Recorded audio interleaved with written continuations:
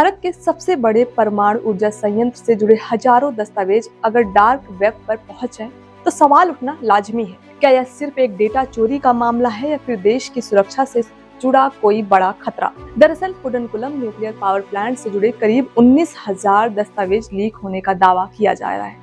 इस दावे के बाद साइबर सिक्योरिटी को लेकर कई सवाल खड़े हो गए। आइए समझते हैं पूरा मामला क्या है। नमस्कार, आप देख रहे हैं RNTV नेशनल। मैं हूं आपके साथ प्रज्ञा पांडे। मीडिया रिपोर्ट के मुताबिक हैकर्स ग्रुप वर्ल्ड लीक्स ने दावा किया है कि यह उसने कुडनकुलम न्यूक्लियर पावर प्लांट से जुड़े करीब 19,000 दस्तावेज डार्क वेब पर अपलोड किए।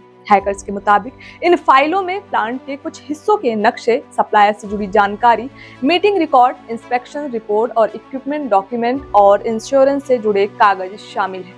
हालांकि इन दस्तावेजों को स्वतंत्र रूप से अभी पुष्टि नहीं हो पाई है। कहां से आया यह डेटा? रिपोर्ट के मुताबिक यह डेटा कथित तौर पर अनिल अंबानी की कंपनी रिलायंस इंफ्रास्ट्रक्चर से जुड़ा बताया जा रहा है। दावा किया गया है कि यह डेटा एक रैंसमवेयर अटैक के दौरान चोरी किया गया। रिलायंस ग्रुप ने माना है कि उसके कुछ डेटा का पार्शियल ब्रीच हुआ है। कंपनी के मुताबिक यह data third party data center company Yotta के सर्वर पर मौजूद था। कंपनी ने इस पूरे मामले की जानकारी सरकार को भी दी है। जानकारी के मुताबिक योटा ने अपने सर्वर पर 29 मई 2026 को संदिग्ध गतिविधि देखी थी। कंपनी का कहना है कि साइबर अटैक को रोक दिया गया था, लेकिन जून 2026 के आखिर में रिलायंस को जानकारी मिली कि वर्ल्ड लीक्स नाम का हैकर ग्रुप डेटा चोरी का दावा कर रहा है। हैकर्स ने करीब 8,58,000 फाइलों में से लगभग 19,000 संवेदनशील दस्तावेज सार्वजनिक करने का भी दावा किया। क्या न्यूक्लियर प्लांट खतरे में है? इस पूरे मामले पर nuclear power corporation of India limited यानी NPCIL ने बयान जारी किया है। NPCIL ने साफ किया है कि जो दस्तावेज लीक होने का दावा किया जा रहा है, उनका संबंध रिएक्टर के मुख्य ऑपरेशन सिस्टम से नहीं है। कंपनी के मुताबिक यह जानकारी सिर्फ बैलेंस ऑफ प्लांट यानी BOP से जुड़ी सामान्य सुविधाओं से संबंधित है। इनका परमाणु सुरक्षा या न्यूक्लियर सिक्योरिटी सिस्टम से कोई संबंध नहीं है। रिलायंस के प्रवक्ता के मुताबिक third party data center company Yotta ने साइबर सिक्योरिटी घटना की जानकारी दी थी। कंपनी का कहना है कि यह रैंसमवेयर अटैक की कोशिश थी, जिसकी वजह से कुछ डेटा का आंशिक ब्रीच हुआ। रिलायंस ने यह भी कहा है कि उसके सिस्टम में रैंसमवेयर चल नहीं पाया, ना तो डेटा नष्ट हुआ और न ही हमलावर दूसरे सिस्टम तक पहुंच पाए। कुडनकुलम प्लांट कितना महत्वपूर्ण है?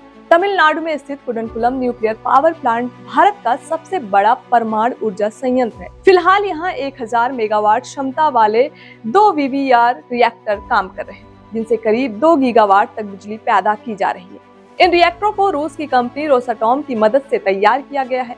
सरकार यहाँ 4 और रिएक्टर लगाने की योजना पर भी काम कर रही है। पूरा होने के बाद प्लांट की उत्पादन क्षमता करीब 3 गुना तक बढ़ सकती है। कुडनकुलम मामला ऐसे समय में सामने आया है जब भारत में साइबर हमलों की संख्या लगातार बढ़ रही। साइबर सुरक्षा कंपनी सर्वशार के मुताबिक साल 2025 में भारत में करीब 2,89,00,000 ऑनलाइन अकाउंट डेटा लीक का शिकार हुए।